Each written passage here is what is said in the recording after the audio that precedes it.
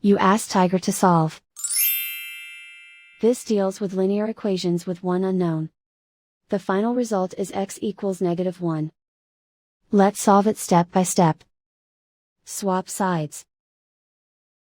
Group all constants on the right side of the equation. Subtract 9 from both sides. Group like terms. Simplify the arithmetic.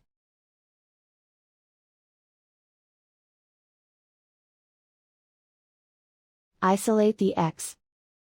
Divide both sides by -5. Cancel out the negatives. Simplify the fraction. Move the negative sign from the denominator to the numerator. Simplify the fraction.